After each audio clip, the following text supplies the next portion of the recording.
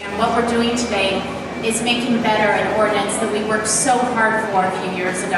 An ordinance that was a very good start, but unfortunately over the last few years we've learned had a couple loopholes. So what we're asking the council today is to close those loopholes and to ensure that there were workers, vulnerable workers who were unintentionally left out of the Living Wage Ordinance that we want to make sure are covered today. We want to make sure that our laborers of the city are also covered by the Living Wage Ordinance.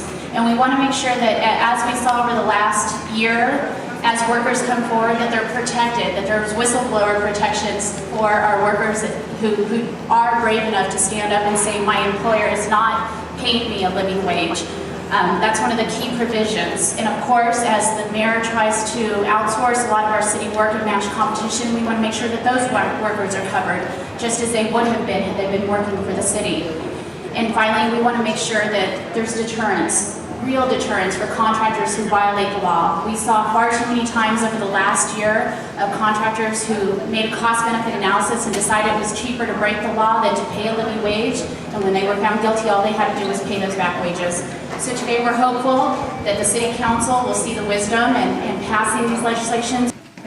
Leaders and council, you see before you a blanket of letters that will be delivered to you to beseech you to support the changes in the Living Wage Ordinance to support justice for workers in San Diego. But of course, this is not the only blanket. You see behind them a blanket of humanity, of people and organizations represented today who beseech you as well to do justice for workers, particularly low-wage workers in San Diego. We've come here again today to ask you to do the right thing to enforce your law. We've brought to you the heart-wrenching grievances of Kenneth Wells and the workers of Prudential Laundry Facilities. You and the mayor's office were more than responsive. You demanded and then enacted justice for these workers, and we are grateful.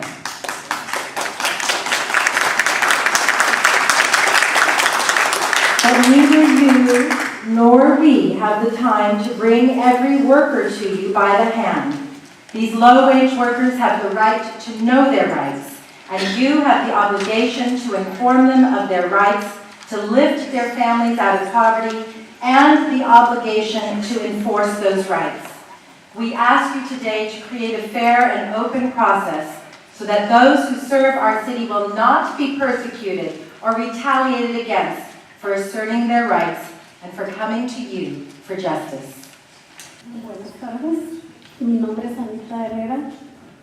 I'm sorry I speak a little bit of English, but I explain more in Spanish. So she said, I'm going to translate for her. She said she'll try and be as brief as possible in explaining.